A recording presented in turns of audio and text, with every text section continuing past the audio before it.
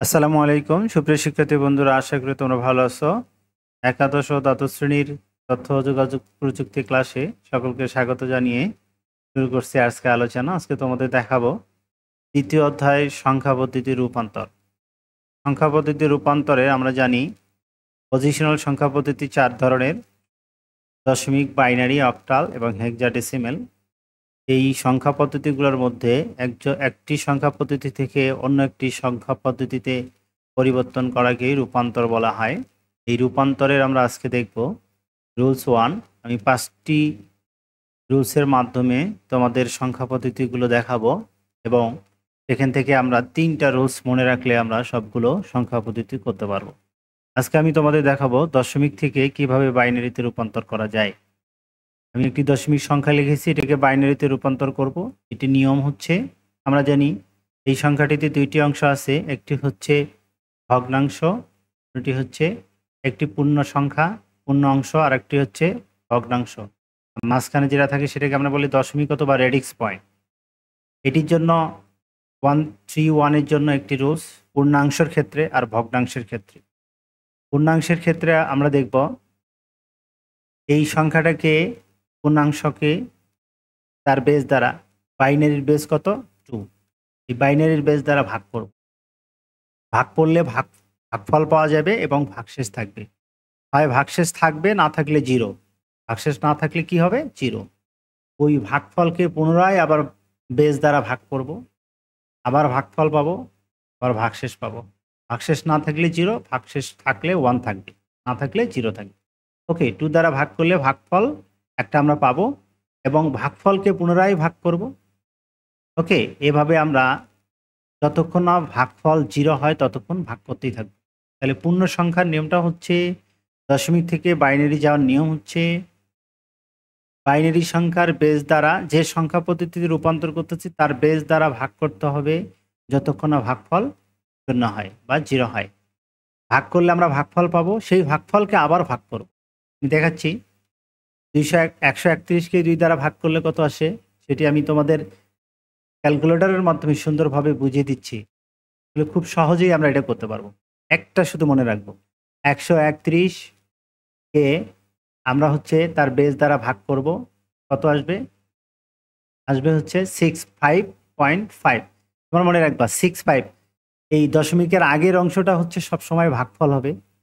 দেখো 65, এটাকে ভাগ করার পরে 65 হচ্ছে ভাগফল, এই যে ভাগফল 65। আর 0.5কে আবার যা দ্বারা ভাগ করছি, কত দ্বারা ভাগ করতেছি? 2 দ্বারা।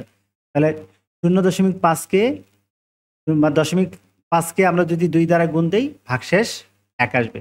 দেখো 0.5 গুণ 2, তাহলে কত আসছে? 1। তাহলে ভাগশেষ 1। এভাবে আমরা সবগুলো করতে পারবো। ওকে, তাহলে দেখো আমি একটু দেখাচ্ছি তোমাদেরকে। তাহলে 2 দিয়ে 65কে ভাগ করলে 32 আসে, 32.5 আসে। 32 হচ্ছে ভাগফল আর ভাগশেষ হচ্ছে 1। আবার 32কে 2 দ্বারা ভাগ করলে আসে 16, ভাগশেষ নাই, এই কারণে 0। 16কে 2 দ্বারা ভাগ করলে হচ্ছে 8, ভাগশেষ হচ্ছে 0। 2 দ্বারা আবার 8কে ভাগ করলে 4, ভাগশেষ হচ্ছে 0। 2 দ্বারা 4কে ভাগ করলে হচ্ছে 2, ভাগশেষ হচ্ছে 0। এখন আমরা নিচের অংশটুকু দেখি। দেখো যখন আমরা 2কে আবার 2 দ্বারা ভাগ করব, 2কে 2 দ্বারা ভাগ করব, ভালো করে বুঝো। 2কে যদি 2 দ্বারা ভাগ করি তাহলে কত আসবে? 2কে 2 দ্বারা ভাগ করলে 1 আসবে, ভাগফল হচ্ছে 1 আর ভাগশেষ হচ্ছে 0। আর 2 দ্বারা আবার 1কে ভাগ করব, এই জায়গায় মনে রাখবা যখন ভাগফলটা যা দ্বারা ভাগ করতেছি তার থেকে ছোট হবে যদি হয়, দেখো এটা হলো 1, এটা হচ্ছে 2, তাহলে এই জায়গায় তোমরা 0 বসাবা আর এই জায়গায় বসাবা হলো যে ছোট সংখ্যাটি, মনে থাকবে? তাহলে এখানে আমরা দেখতে পারি যে 1কে আসলে 2 দ্বারা ভাগ করলে 0.5 আসে।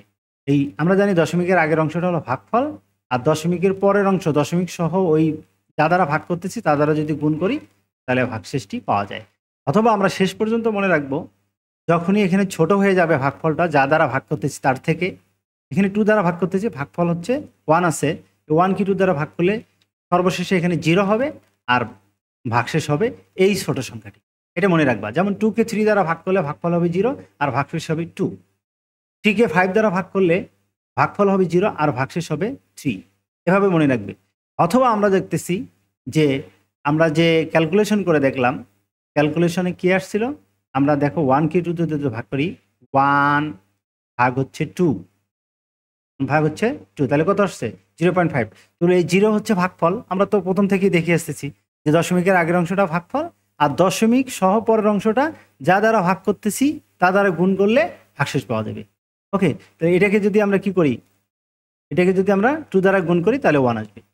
ওকে, তারপরে দেখো এটা হচ্ছে এই ভগ্নাংশের পূর্ণাংশের ক্ষেত্রে এই ভাগশেষগুলো হচ্ছে উত্তর হবে 1 0 0 0 0 0 1 1। দেখো 1 0 0 0 0 1 1। নিচ থেকে হবে, এটাকে বলা হয় এমএসবি, এটাকে বলা হয় এলএসবি। এমএসবি হচ্ছে মোস্ট সিগনিফিক্যান্ট বিট, আর এলএসবি হচ্ছে লিস্ট সিগনিফিক্যান্ট বিট।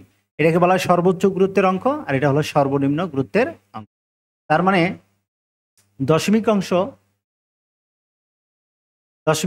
দশমিকের আগের অংশকে আমরা ক্যালকুলেশন করতে আমাদের নিচ থেকে উপরের দিকে যে ভাগশেষগুলো আছে লিখতে হবে 1 0 0 0 0 0 1 1। ওকে, এর পরের অংশটা আমরা দেখবো এখন কিভাবে করা যায়। এটা হচ্ছে ভগ্নাংশ, ভগ্নাংশটা কত 0.127, 0.127। এটাকে আমরা কি দ্বারা ভাগ করছি 2 দ্বারা, এখানে 2 দ্বারা গুণ করব। ভগ্নাংশকে 2 দ্বারা গুণ করলে একটি গুণফল পাওয়া যাবে। গুণফলের আগের অংশটা, দশমিকের আগের অংশটা পূর্ণ অংশের ঘরে বসবে, আর ভগ্নাংশটা এই জায়গায় বসবে। আমরা একটু দেখি কিভাবে ক্যালকুলেটর ব্যবহার করে এটা করা যাবে। খুব সহজেই দেখো, আমরা যদি ক্যালকুলেটরটা এই পাশে নিয়ে আসি, দেখো আমাদের আছে 0.127। এখন এটাকে আমরা যদি 2 দ্বারা গুণ করি তাহলে কত আসে, দেখো 0, এই যে 0 এই জায়গায় বসবে, আর পয়েন্ট এই ভগ্নাংশটা 0.254 এখানে বসবে, 0.254 এখানে বসবে। আবার এটাকে আমরা কি করব 2 দ্বারা গুণ করব, এটাকে আমরা আবার 2 দ্বারা গুণ করব। 2 দ্বারা গুণ করলে কত আসে 0.508। এই 0.508টা ভগ্নাংশের ঘরে বসাবো, আর 0টা এই পাশে বসাবো। এটাকে যদি আমরা আবার গুণ দেই তাহলে আসে 1.016। 0.016 ভগ্নাংশটা এই পাশে বসাবো, আর পূর্ণাংশের ঘরে বসাবো। এইবার 0.016কে 2 দ্বারা গুণ করলে আসে 0.032। এটা এই জায়গায় থাকবে ভগ্নাংশটা, আর পূর্ণাংশটা এই পাশে বসবে।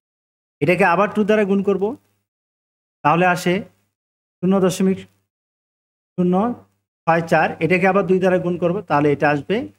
তারপরে দেখো এভাবে আমরা যতক্ষণ না গুণফল 0 হয় ততক্ষণ আমরা কি করব, এটা করতেই থাকবো। তবে দেখবো 4 থেকে 5 বার করার পর যদি গুণফলটা 0 না আসে, মানে ভগ্নাংশের এই অংশটা 0 না আসে, তাহলে আমরা গুণ করা ছেড়ে দিব।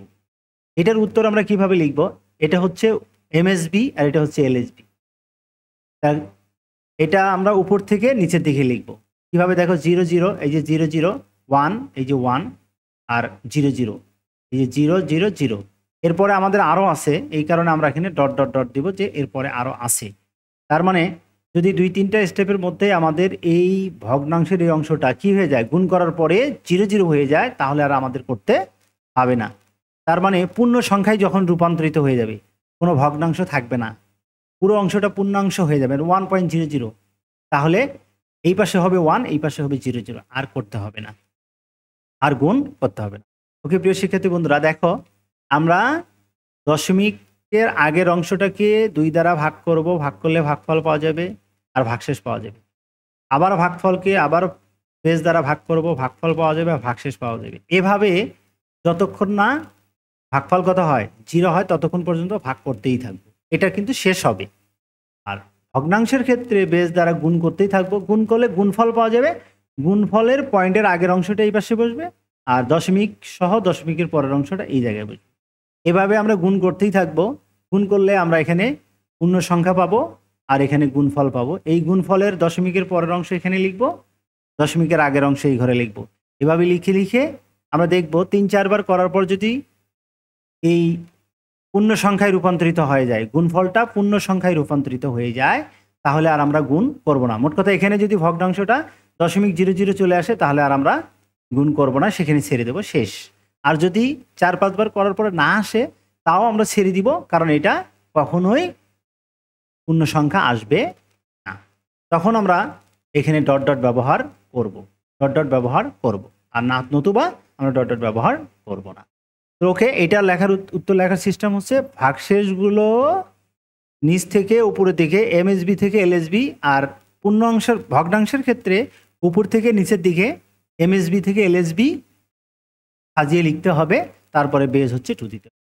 ওকে প্রিয় শিক্ষার্থী বন্ধুরা, যদি ভিডিওগুলো ভালো লাগে আমার এই চ্যানেলটি সাবস্ক্রাইব করবে এবং তোমাদের বন্ধুদের সাথে ভিডিওগুলো শেয়ার করবে। আজ এ পর্যন্ত, দেখা হবে আগামী পর্বে। আসসালামু আলাইকুম।